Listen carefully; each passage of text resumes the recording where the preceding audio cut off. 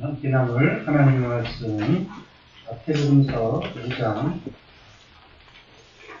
17절에서 20절까지 말씀입니다.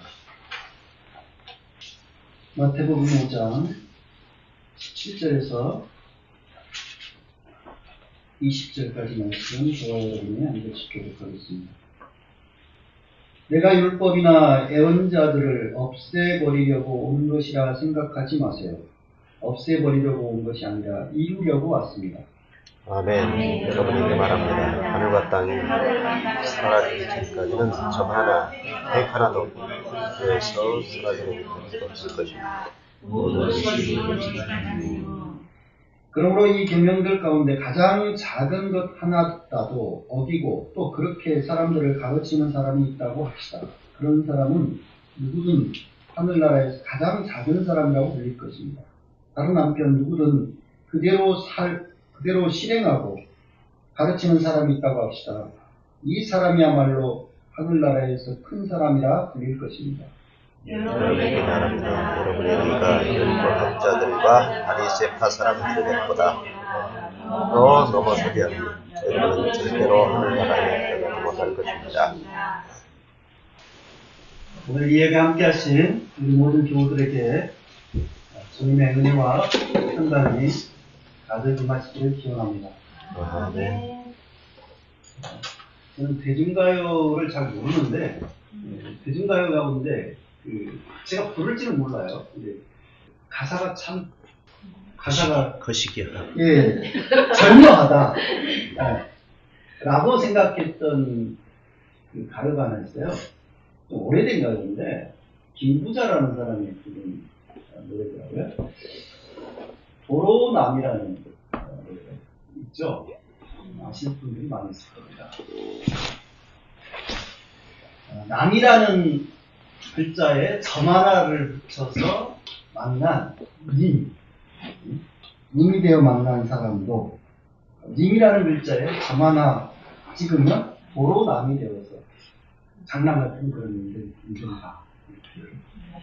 그래서 가슴 아픈 사연에 울고 있는 사람도 복이 겨우 웃는 사람도 점 하나에 울고 웃는다. 공감. 예. 남이었는데 그 점 하나 떼니까 이제 님이 돼갖고 같이 살다가 점 하나 이해가지고 또 남이 돼버린 거예요. 그러니까 장난 같은 그런 인생사 울고 웃는 참 그렇지 않습니까? 근데 중국 송나라 시대에 나온 하나의 설화죠. 어떤 사람이 억울한 누명을 쓰고 감옥살이를 했습니다. 근데 이제 현명한 나름 재판관이 옛날 보고는 이 사람 억울하네 해가지고 판결을 다시 했어요. 그래서 그러니까 면할 면자 면기죄를 이렇게 판결문에 써가지고 보냈습니다. 그래서 석방을 해줘야 되는데 한국 관리들이 그 판결문을 살펴보는 가운데 파리가 하필이면 면자에 그냥 딱 붙어가지고 탁 때렸는데 이제 다리가 붙어버렸어요. 그 면자 면할 면자 뒤에 점 하나가 찍혀버렸어요. 토끼 토자가 돼버리지 않습니까? 그래가지고 이 사람이 석방이 돼야 되는데 석방이 안 되고 유죄 판결 그대로 집행이 됐다. 이런 이야기. 이제 참 그래서 점 하나 때문에 유죄가 되기도 하고 무죄가 되기도 하는 그런 일이 벌어진다. 교훈을 하기 위한 어떤 이야기이겠습니다만은 실제로 우리 기독교 역사 가운데요. 정말 한 끗 차이로 어마어마한 일이 벌어진 일이 있습니다. 우리 기독교 역사, 그러니까 4세기 초중반에 벌어진 일인데요. 물론 우리 기독교는 삼일체를 교리로 전통으로 논쟁을 합니다. 그런데 이 삼일체 논쟁이 아주 심각하게 벌어진 적이 있었거든요. 이른바 아리우스 논쟁이라는 논쟁이 벌어졌는데 그러니까 예수 그리스도를 어떻게 이해할 거냐에 대한 겁니다. 이 그리스 말로 호모 우시오스와 호모 이우시오스 거의 발음 비슷해요. 우리 이제 영어로 하면 아이자하고 유사하게 생긴 그 헬라어 이오타라는 숫자가 있거든요. 그거 하나 있고 없고의 차이입니다. 한 끗 차이예요, 말 그대로. 우리 예수님께서 1.1에 갈 때 1점 그게 이제 이오타예요, 이오타. 그 아주 사소하게 보이죠. 그 하나 차이로 어떻게 뜻이 달라지냐면요. 예수님과 하나님은 본질상 동등한 분이다. 동등 본질이 호모 우시오스. 그 다음에 이오타 하나를 집어넣으면 호모 이우시오스가 되는데 유사 본질이 돼요. 의미가. 그래서 그 하나 있고 없고 차이가 전혀 뜻이 달라지죠. 그러니까 예수님은 본질상 하나님, 성부 하나님과 동일한 분이다 라는 게 정통이 됐고, 예수님은 본질은 하나님과 다른데 유사하다 라고 보았던 아리우스파는 이단이 되었습니다. 그래서 기독교 역사에서 그걸로 완전히 이쪽이 정통이 되고 이쪽이 이단이 되는, 분명히 갈렸어요. 그것 때문에. 그래서 이단자들은 다 이제 정죄가 되고 그렇게 되는 일이 벌어졌어요. 그러니까 한 끗 차이가 얼마나 중요한 걸 알 수가 있죠. 예수님께서는 본문에서 율법과 계명을 철두철미하게 지켜야 한다라는 말씀을 하십니다. 이 말씀을 이 본문을 읽고 평소 내가 알았던 예수님하고 너무 좀 다른 것 같은데? 라고 생각하실 분들이 있을 거예요. 예수님의 평소 모습을 보면 안식일날 병자가 있으면 고치시잖아요. 사실 이제 안식일법 위반이라고 될 수가 있는 거거든요. 안식일 그건 거룩하게 지켜라 라고 분명히 계명이 되어 있고, 그 계명에 따라서 안식일날은 말하자면 의료 행위가 되잖아요. 사람을 고치는 것 자체가. 이제 그런 일도 안 해야 되는데 예수님은 고치셨거든요. 뿐만 아니라 또 제자들이 정결례에 따르면 어떻게 돼요? 밖에 나갔다가 이제 집 안에 들어가면 반드시 음식 먹기 전에 손을 씻어야 돼요. 이게 정결례인데, 그것 때문에 이제 제자들은 그 손 안 씻고 밥을 먹은 것 같아요. 음식을 먹는 것 같아요. 그걸 가지고 이제 바리새인들이 트집을 잡으니까 제자들 옹호하셨잖아요. 뿐만 아니라 가르마다 현장에 잡힌 여인에 대해서 예수님께서는 옹호하셨습니다. 그런 것들, 율법에 따라 처리를 해야 되는데 그렇게 하지 않고 죄 있는 자가 먼저 들어서라 라고 하면서 그 여인을 옹호하셨던 것을 볼 수가 있죠. 이런 모습들을 잘 알기 때문에 예수님은 율법에 대해서 그렇게 철두철미하게 막 그것을 요구하시는 분이라기보다는 좀 느슨하게 해석하시고 적용하시는 그런 분 아니야? 라고 생각했다가 오늘 본문을 읽고, 야, 예수님께서 왜 갑자기 입장을 확 바꾸셨지? 라고 생각하면서 당황스럽게 여길 수 있다는 것이죠. 예수님 뭐라고 하십니까? 보면 율법의 가장 작은 하나라도 어기면 안 된다, 이런 말씀을 하시지 않습니다. 또한 자신은 율법과 예언자를 없애려고 온 게 아니다, 완성하러 왔다, 이루려고 왔다 말씀하십니다. 여기에 더해서 하늘과 땅이 사라지기 전에는 점 하나, 그러니까 율법의 점 하나, 획 하나도 없어지지 않을 것이다.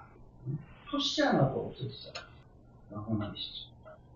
아마 이 마태복음이 기록될 당시에 교회 내에도 성도들 가운데서 많은 사람들 그 일부가 예수님은 율법을 폐하러 오신 분이다. 이렇게 오해하는 분들이 있었던 것 같아요. 그렇기 때문에 이 말씀을 마태가 강조하고 있는 것이 아닌가 싶습니다. 예수님은 율법과 예언을 폐지하러 오신 분이 아니고 오히려 완성하러, 그것을 이루려 오셨다라고 하는 것을 강조하고 있죠. 이때 예수님께서 그 율법과 예언을 이루려 오셨다. 그 말씀은 그냥 단지 율법과 예언을 보존하러 왔다, 그런 이야기가 아니에요. 그 참뜻을 드러내고 최종 그 목표 지점까지 밀고 가서 완성시키러 왔다라고 하는 의미입니다. 실제로 예수님께서 본문에서 이어서 무슨 말씀을 하십니까? 본문 뒤쪽을 읽어보면요, 예수님께서 옛 조상이 말한 바, 옛사람 말한 바 하면서 이제 그 율법, 구약 성서에 나오는 율법 그 조문을 가지고서 이야기를 하십니다. 사람을 죽이지 말라, 살인하지 말라, 십계명 계명 가운데 있지 않습니까? 살인하지 말라 라고 옛사람은 말했다. 그러니까 율법은 그렇게 가르친다. 하지만 내가 너희들에게 이르노니 사람을 죽이지 않는 것은 당연하고, 형제 자매에 대해서 분노하는 사람마다 그 책임으로 심판대에 걸려갈 것이다. 이렇게 말씀합니다. 사람 안 죽이는 건 너무 당연하고 분노하지 마라, 형제 자매에 대해서. 그 말씀을 하십니다. 이뿐만 아니라 율법에 간음하지 말라 라고 규정하고 있는데, 이 계명과 관련해서 뭐라고 하십니까? 음욕을 품는 일부터 하지 말라고 말합니다. 단지 간음 안 한 걸로 나는 율법 잘 지켰어, 이게 아니고 음욕을 품는 일부터 하지 말라고 말씀하십니다. 또 율법에 내 이웃을 사랑하고 내 원수를 미워하라 이렇게 되어 있지만 나는 너희들에게 말한다. 네 원수를 사랑하라. 또 너희들을 박해하는 사람들을 위해서 기도하라. 이런 말씀을 하십니다. 실은 예수님께서는 율법을 자유롭게 해석하시고 뭐 그냥 느슨하게 적용하시는 그런 분이 아님을 알 수가 있어요. 오히려 기존 율법 규정만으로는 부족하다. 그걸 기존 율법을 지키는 것만으로는 부족하다.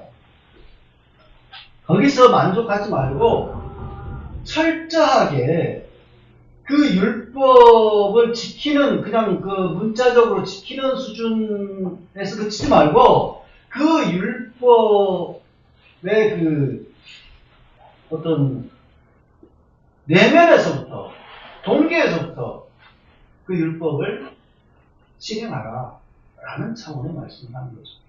그러니까 다시 말해서 예수님은 율법 폐기를 주장하는 자유주의자가 아니에요.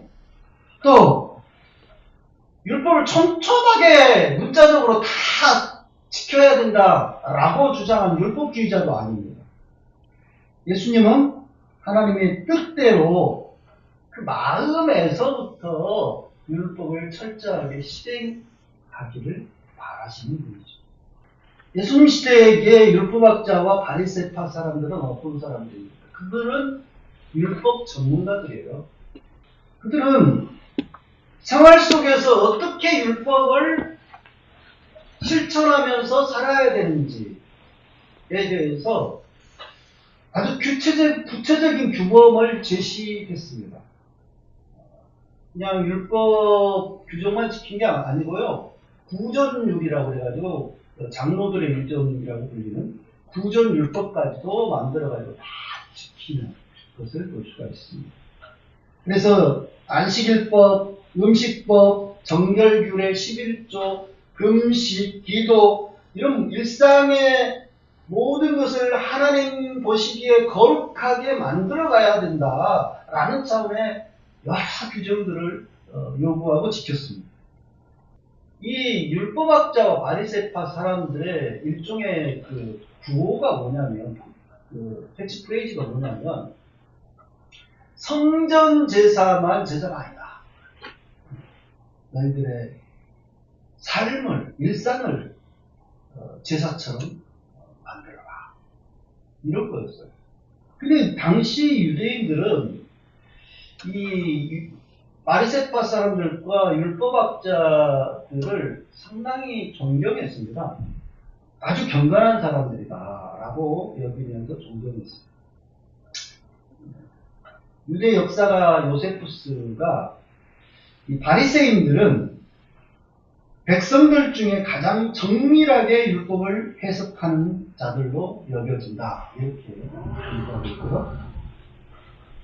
바리새인들은 백성들의 지지를 크게 받았고, 기도와 제사와 관련한 것들은 거의 모든 그와 관련된 일들은 그들의 해석에 따라서 행해진다. 이렇게 기록하고 있습니다.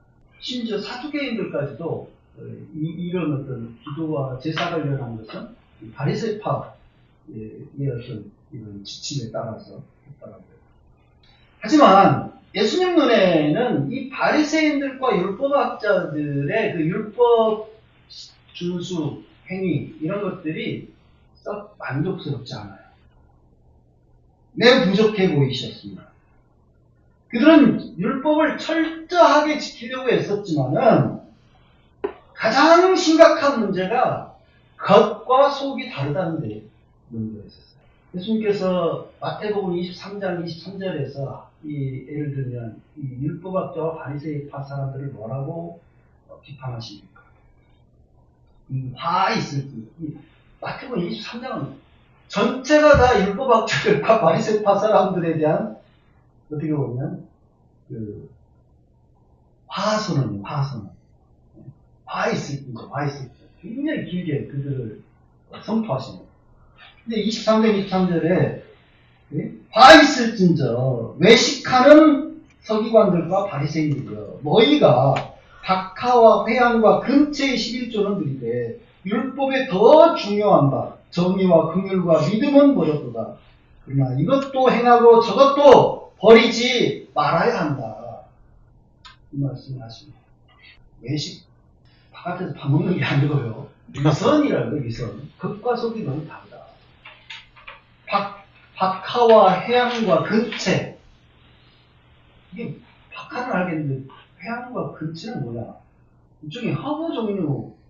이것들이 다 아주 조그만 것들이에요. 그러니까 11조를 아주 조그만 것까지도 다 드려. 그 정도 철저하게 해. 그런데 율법의 근본이라고 볼 수 있는 하나님께서 요구하시는 정의나 또는 이 믿음이나 또는 긍휼 이러한 가치는 내팽개쳐버린다. 그래서 이것도 행하고 저것도 해야지 왜 더 중요한 건 빠뜨리고 하느냐 이 말씀을 하시는 거예요. 또한 마치 세기를 받듯이 예수님께서 뭐라고 하십니까? 오늘 마지막 말씀 보면은 여러분의 의가 율법학자들과 바리새파 사람들의 것보다 넘어서지 않으면 여러분 하늘나라에 절대로 들어가지 못할 것입니다. 그 말씀하십니다. 율법학자들과 바리새파 사람들의 의, 그 의를 여러분들은 그 정도 수준에서 하라 또는 라고 하는 것이 아니고요. 그걸 넘어서야 됩니다. 여기서 예수님께서 말씀하신 지금 이제 우리 말씀대로 의로울 의자, 의로 그 번역을 해요. 디카이오 시네라는 단어거든요. 근데 이 디카이오 시네라는 헬라어 단어가 조금 단순하지 않아요. 여러 가지 의미가 있어요. 그래서 영어 성경 보면은 뭐 justice로 번역을 하기도 하고 righteousness라고 번역하기도 하고 좀 다릅니다. 이제 이 단어 자체가 좀 머금고 있는 의미가 좀 몇 가지가 있기 때문에 원래 이 디카이오 시네는 그 디케라는 말에서 나왔어요. 디케. 이 디케, 헬라 디케는 그 법정 용어예요. 판결 또는 재판, 정의, 마땅함 이런 의미로 원래는 헬라 그러니까 그리스에서는 그렇게 쓰였었습니다. 근데 이게 그 70인역이라고 주전 3세기 이제 구약 성경, 히브리어 성경이 헬라어 성경으로 번역이 되거든요. 근데 번역이 되는 과정에서 구약의 츠다카라고 하는 단어가 이제 디카이오 시네로 번역이 됐는데 이게 하나님과 관련해서 많이 쓰이는 단어거든요. 공의 이런 의미로 이제 쓰이는데 이게 이제 디카이오 시네로 번역이 되면서 의미가 약간 변화됐다는 거죠. 그래서 제가 좀 성경들을 뭐 독일어 성경, 프랑스 불어 성경 뭐 등등 다 좀 몇 군데 이제 성경들을 비교를 해봤더니 어떤 성경들은 사회 정의 의미로 이걸 써요. 이 디카이오 시네를 그 번역을 했더라고요. 근데 물론 그런 의미가 있어요. 그런 의미가 있는데 그것만 이야기하면 이 의미가 조금 전달이 좀 절반 정도밖에 안 돼요. 절반은 또 안 됩니다. 그렇다고 해서 뭐 자선을 행하는 일 물론 그런 의미도 있어요. 그러나 그것만이 아니에요. 이거는 가난한 자를 돕고 사회정의를 이루고 자비를 베푸는 일 이걸 다 두루 포괄합니다. 이 의라고 하는 거는. 그래서 예수님께서 5장 우리 마태복음 5장 10절 말씀 보면 의에 줄이고 목마른 5장 6절 말씀 보면 의에 줄이고 목마른 사람은 복이 있다. 또 5장 10절 말씀에 의를 위하여 핍박받는 자는 복이 있다. 그래서 의를 이야기하고 있죠. 너희는 먼저 그의 나라와 그의 의를 구하라. 계속 의를 이야기하고 있잖아요. 그 뉘앙스가 다 다르잖아요. 맥락이. 그래서 그러는 겁니다. 예수님께서 요구하시는 것은 사회정의 실천만을 요구하는 게 아니에요. 가난한 사람들의 자선 실천만을 요구하는 것도 아닙니다. 또한 율법 규정만을 문자 그대로 지키는 것만을 의라고 보지도 않아요. 그럼 뭐냐? 예수님께서 행하라고 요구하신 의는 하나님의 뜻에 합당한 삶입니다. 하나님 나라에 합당한 올바른 행위, 그것이 의예요. 하나님 뜻에 맞는 삶, 사회 정의, 자기 실천, 또 하나님께 순종하고 충성하는 삶, 이 모든 것이 다 의라는 단어로 함축되어 있다고 보면 되겠습니다. 올해 우리 교단의 표가 뭐냐면 용서, 사랑의 시작입니다. 이겁니다. 저 표 자체로는 큰 하자는 없는 것처럼 보이죠. 근데 이 표를 왜 하필 올해 갑자기 이걸 내걸까? 싹 별로 기분이 좋지 않았어요. 왜냐하면 내란 전국에 내란을 지금 빨리 청산해야 될 일이 큰 과제인데 갑자기 용서를 들고 나와요. 그러니 이게 저희가 별로 이렇게 있어 보인다. 저희가 있어 보인다. 이렇게 생각해서 올해 그 표를 따르질 않았습니다. 하나님의 공의와 회개를 말해야 될 때 꼭 은혜를 들고 나오는 사람도 있어요. 뭐가 잘못하고 문제가 있는데 보면은 왜 우리 목회자들이랄지 우리 신학생들 제일 제가 듣기 싫어해도 은혜로 합시다. 그걸로 덮어보려고 해요. 대충. 근데 우리나라만 그런 줄 알았는데 우리나라만 그런 게 아니더라고요. 다른 나라들에도 이 기독교계에 꼭 있는 병폐 중에 하나가 그거예요. 은혜로 합시다. 사랑으로 합시다. 이거는 교회 내에 여러 가지 부조리나 문제점들이 있는데 그걸 대충 어물쩍 덮고 넘어가자. 그런 이야기거든요. 그걸 따지는 사람, 그걸 바로잡으려는 사람들에 대해서는 은혜가 부족한 사람, 문제가 있는 사람, 이렇게 여기는 거죠. 대표적인 예로 디미트리 보네포 목사님이 값싼 은혜를 이야기했어요. 값싼 은혜. 독일 교회가 그때 당시에 세례도 베풀고 성찬과 제사함을 너무 쉽게 선포합니다. 근데 히틀러가 들어서서 뭔가 불의한 일들을 저지르고 있는데 거기에 대한 한구하고 있어요. 일체 비판하지 않아요. 또 비판하지 않을 뿐만 아니라 타협합니다. 그런 모습을 보면서 보네포는 뭐라고 합니까? 값싼 은혜는 회개 없는 용서다. 징계 없는 세례고 제자도 없는 신앙이다. 라고 비판했습니다. 오늘 한국교회도 용서가 복음이다. 교회의 덕을 세우자. 은혜롭게 하자. 라는 말로 온갖 내부의 문제점과 비리를 어물점 덮고 피해자들에게 침묵을 강요하는 일들이 종종 벌어져요. 그게 진정 예수님께서 요구하시는 너희 의가 율법학자들과 바리새파 사람들보다 더 나아가야 된다라고 하시는 더 나은 의를 요구하시는 그 가르침에 부합한지 깊이 돌아봐야 될 것입니다.